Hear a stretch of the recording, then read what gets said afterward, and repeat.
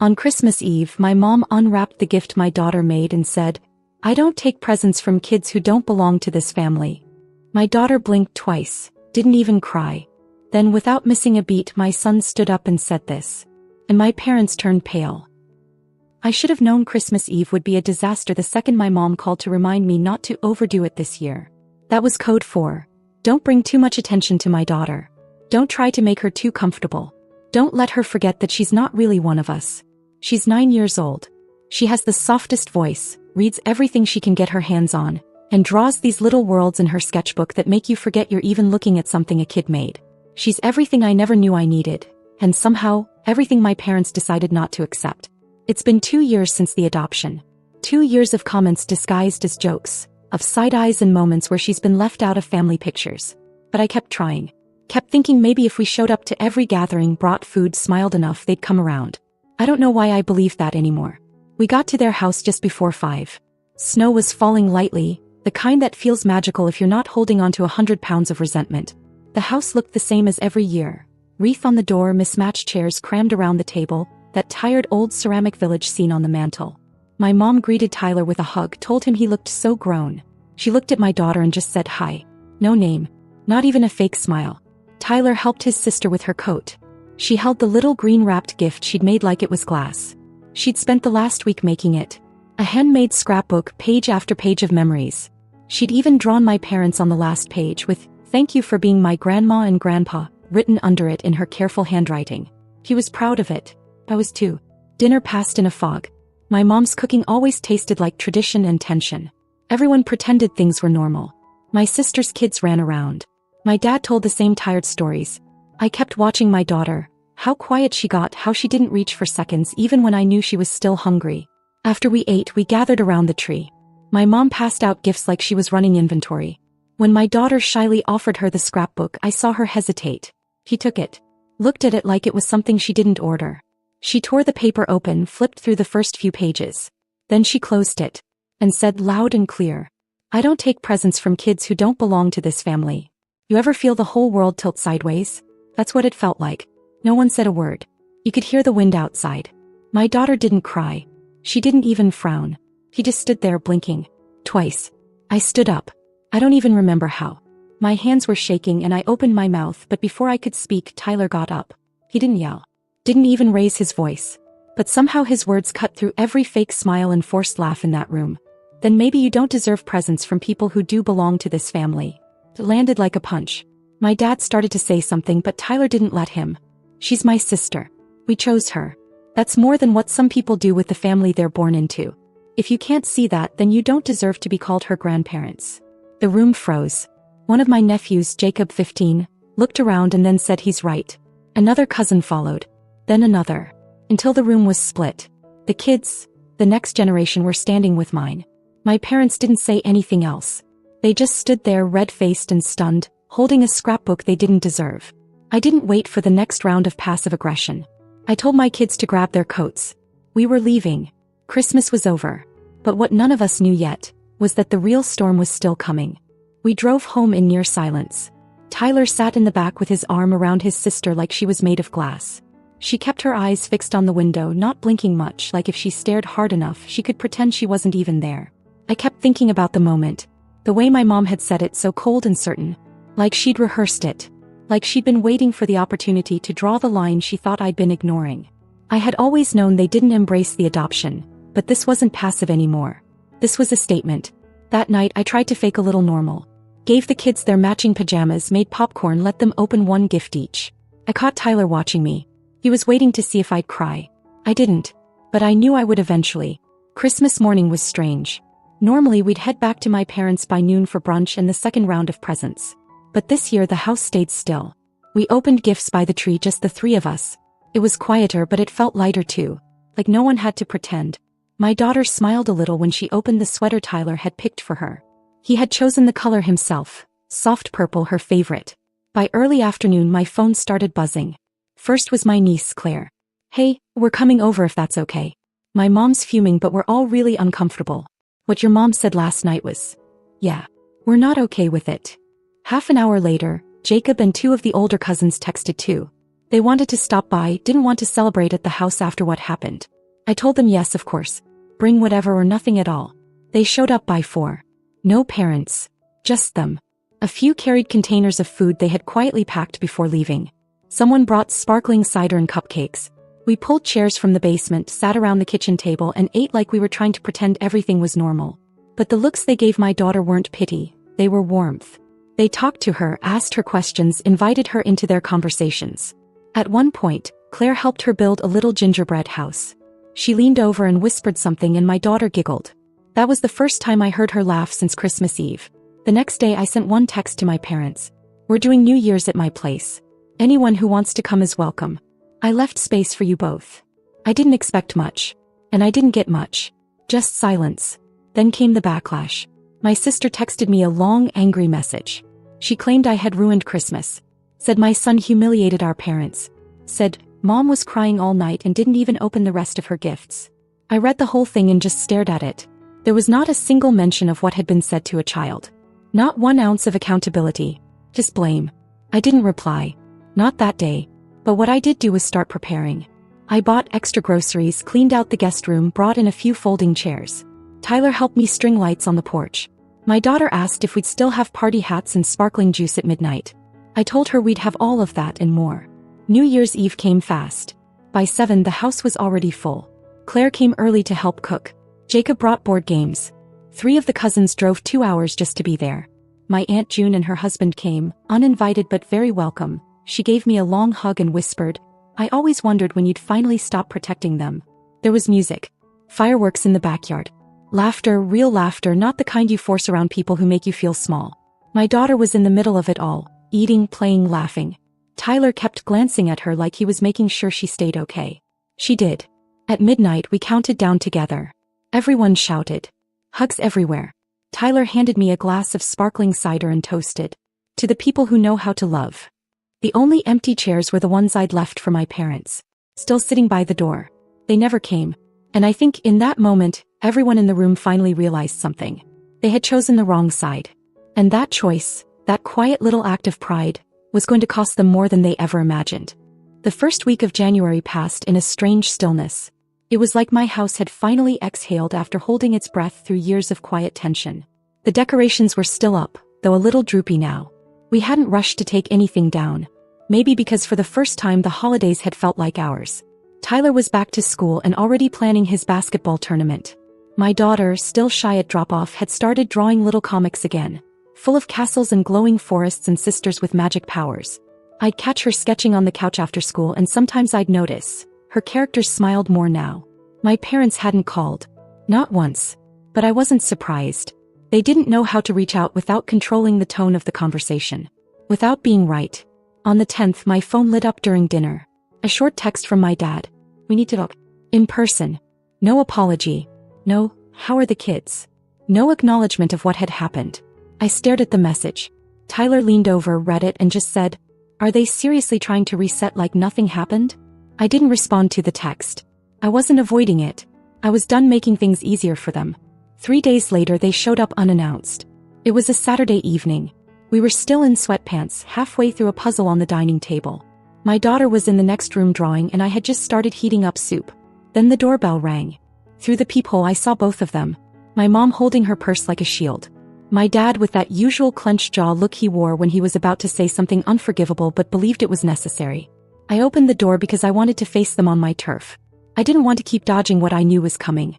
They walked in without being invited. Didn't even glance at the kids.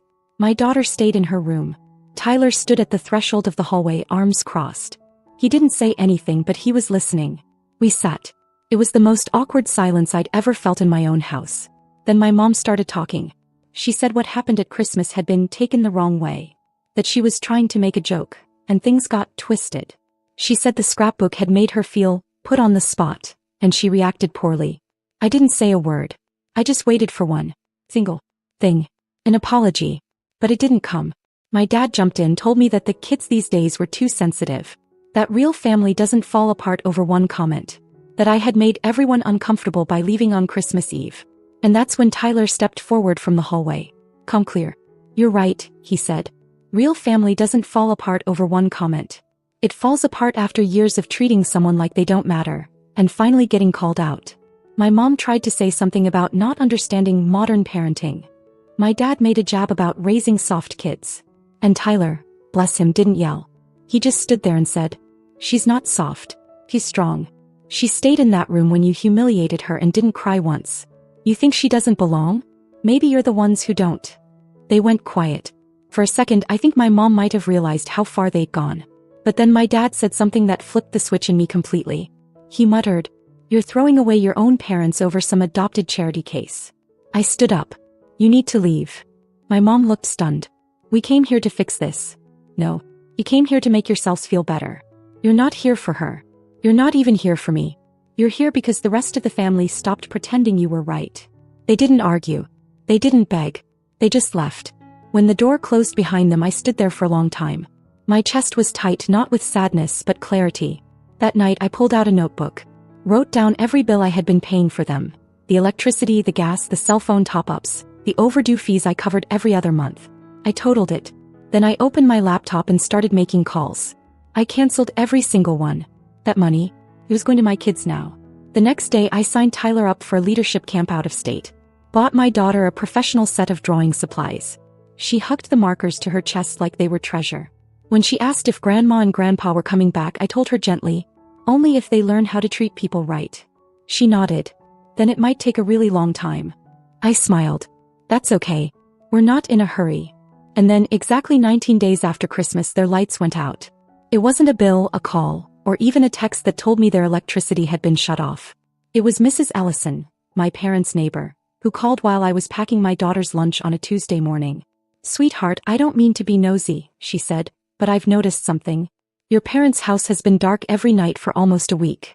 And yesterday I saw your father running an orange extension cord through the window. It was plugged into the car in the driveway." I leaned against the counter. "He's powering the house with the car? Well, maybe just a lamp or two. But it doesn't look right, Stacy. Your mom was using a flashlight on the porch." I didn't ask her to explain. I knew exactly what was happening. When I canceled the utilities, I figured it'd take a month before the consequences caught up to them. Apparently, it only took 19 days. That's how long it had been since the new year. Since I stopped paying. Since I stopped pretending they deserved my support. The truth is, I'd been paying more than just the electric bill. Over the years, it had snowballed. Gas, phone, groceries delivered to their door because it's too hard to go out in the snow. I made excuses. Told myself they were just old-fashioned, not cruel. But now I saw it for what it was. They were only ever kind when it served them. I told Tyler after school. "They lost power," I said. He raised an eyebrow. "And they're running cords from the car." He smirked. "Poetic." I waited for guilt to kick in. It didn't. And then came the call from my sister. She didn't say hello. "You seriously let the power get turned off?" Mom's freezing. Dad's furious. "What is wrong with you?" I didn't flinch. "What's wrong with you? You saw what happened on Christmas Eve and you said nothing." She tried to spin it, said our parents were just shocked by everything, that they weren't trying to be mean. That maybe I could help for one more month, and we'd figure it out later. I told her no. She got quiet, then said something that stuck with me. "They don't know how to fix this without you." I said, "Then maybe they shouldn't have broken it." And I hung up. The silence that followed was longer than I expected. A week passed. No letters. No messages. I thought maybe that was the end of it until Thursday afternoon. I was working from home and it was raining hard, one of those cold sideways rains that chills you through the windows. I was in the middle of checking an email when I saw movement through the front window. It was my dad. Standing at the foot of the porch steps. No umbrella, no coat. Just soaked through and holding something wrapped in a plastic grocery bag. I didn't open the door. I watched him through the glass for a moment, waiting to see if he was going to bang or shout or do something dramatic. But he didn't. He looked up and even from that distance I could see something unfamiliar on his face. Something close to shame. He didn't ask to come in. He didn't say anything. Then he placed the bag on the bottom step and turned around. I opened the door only after he drove off. Inside the bag was the scrapbook. The same one my daughter made. The corners were bent now, the front page a little waterlogged, but it was all there. Tucked inside was a note in his handwriting. I read every page. He called me Grandpa. I didn't deserve it. But she meant it. If she wants this back, I understand. If not, I'll leave it at that. I didn't cry. But something in me cracked open a little. That night, I handed the scrapbook to my daughter. "Grandpa brought it back," I said. She didn't say anything at first. She sat cross-legged on the rug and flipped through it slowly. When she got to the last page, the drawing of my parents holding hands in front of a tree, she stared at it for a long time. Then quietly she got up, went to her art supplies and picked out a dark blue marker. She sat back down and began filling in the background behind them. Little dots, circles, shapes. Tyler walked by and asked what she was doing. She didn't look up. Adding stars. Why stars? Because sometimes people need a little more light before they figure out where they're standing. I didn't say anything. But that night I started to wonder, maybe, just maybe, the story wasn't quite over yet. Not for them. Not for her. Not for me. February came in sharp and gray. The Christmas lights were long taken down, the snow had melted into slush and the phone stayed silent. My daughter was back into her routine. School, drawing, making up stories about magical places where everyone was welcome. I think she was still hoping something would shift, but she never said it out loud. I'd already told myself I was done. I'd already stopped the payments. But the strange part about cutting someone off is that it never feels final when the damage they did lives quietly in your house. That week I got an email from the gas company. A confirmation that the final unpaid balance had been moved out of my name. I hadn't realized I was still listed as a co-signer. They were $782 behind. The electricity had been off for 3 weeks by then. I knew it because of Mrs. Ellison, who had texted again. They've been going to the public library every day now. Your mom sits by the heater. Your dad reads the paper like everything's normal. That was them. Pretending. Always pretending. And then the news clip happened. It was a Sunday afternoon. I was folding laundry, half listening to the local news on the TV, when my daughter walked in holding a juice box. "Mom," she said, "why is Grandpa on TV?" I looked up and there he was. My dad standing outside the county utility office, coat zipped up to his chin, giving an interview. He was saying things like, "We're on fixed incomes. Some of us raised families and worked hard and now we're just left behind." The reporter asked if he had any help from his children. He paused, looked directly into the camera. "No, not anymore." I stared at the screen. My daughter was frozen, watching his face as if she could find a trace of warmth in it. He didn't. The segment ended and cut to the weather. I turned off the TV. I didn't say anything. Neither did she. That night, Tyler came into my room holding his phone. "Mom," he said, "you need to see this." The clip had already made it to a few social media pages. Someone had reposted it with the caption, "Is this the face of forgotten seniors? Or a man who pushed his family away?" The comments section was wild. Some people felt bad for him. Others were digging deeper. A few asked why a grown man with 2 adult daughters couldn't keep his lights on. One user said, "I bet there's more to this story." Another said, "He doesn't look like someone who admits his mistakes." Tyler scrolled for a second, then showed me a comment that stopped me cold. It was from Claire, my niece. "That's my grandpa. He told my cousin she wasn't family because she's adopted. This isn't about money. This is about pride." There it was. Out in the open. I stared at the comment and for a second I felt like something inside me came unglued. Not because Claire had said it, but because someone finally had. For years we all walked around it, tiptoed, swallowed the tension, smiled in pictures and ignored the coldness that hovered over every birthday, every holiday. But now a teenager had said what all the adults were too afraid to. And I realized something that hadn't hit me fully until that moment. I wasn't angry anymore. I wasn't hurt either. Not like I had been. I wasn't waiting for an apology. I wasn't hoping for some Hallmark-style reunion. What I felt now was something else entirely. I was free. Later that night, my daughter came to me with the scrapbook in her hands. The one Grandpa had brought back in the rain. She sat on the couch beside me and opened it to the last page. "Do you think he meant it?" she asked. I looked at the drawing, the one she'd added stars to. "I think he meant parts of it," I said. "But he still wants people to think none of this is his fault." She nodded, very small. Then, without looking at me, said, "Would you still be my mom if he said he never wanted me?" I wrapped my arms around her. "I was your mom before he ever knew your name. And I'll be your mom long after he's forgotten it." She rested her head against me and didn't say anything else. The next morning I made my final decision. I logged into the last 2 portals I still had access to, my parents' old phone plan and a shared grocery delivery account I'd been paying into for the last 4 years. I removed my payment info, canceled the plan, logged out for good. I took the money I would have spent this month and used it to sign my daughter up for an art workshop. I bought Tyler a pair of new basketball shoes he'd been eyeing but didn't want to ask for. We ate dinner together that night. Just the 3 of us. No one asked about my parents. And for the first time I didn't leave a chair empty for them. Not at the table. Not in my head. I didn't need them to come back anymore. I just needed my kids to know they had someone who would never leave. The cold hung around longer than usual that year. By March, the snow had turned to frozen rain and everything felt stuck between seasons.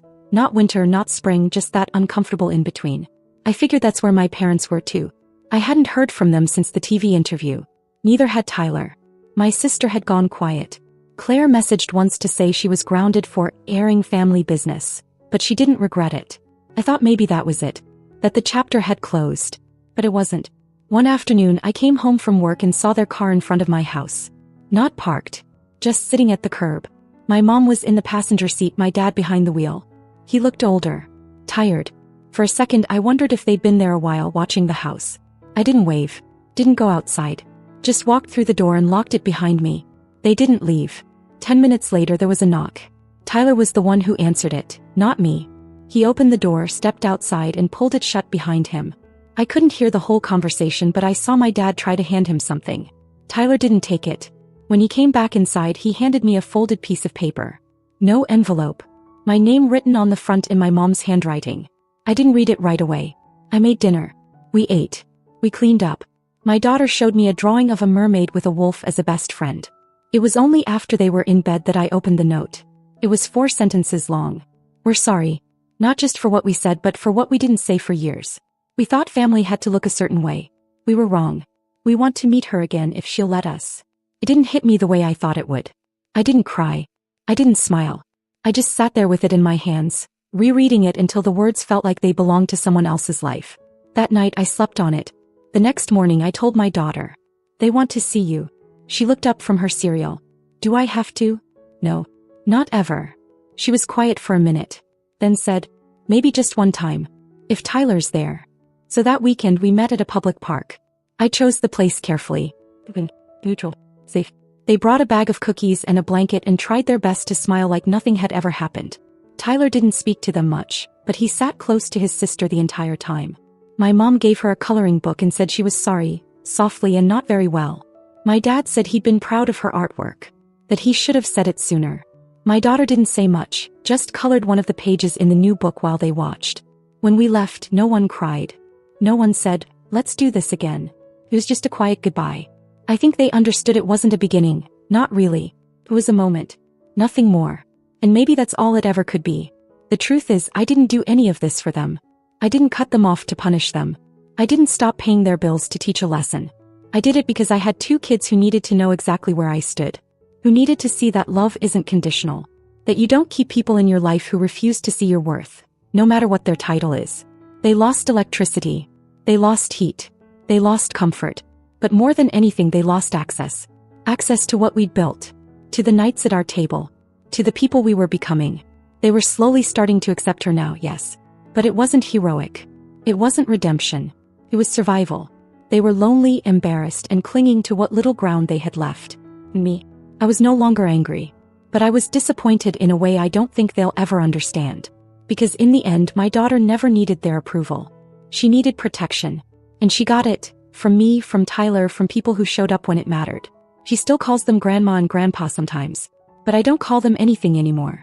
Because sometimes when people show you who they really are, you don't fight it. You just finally believe them.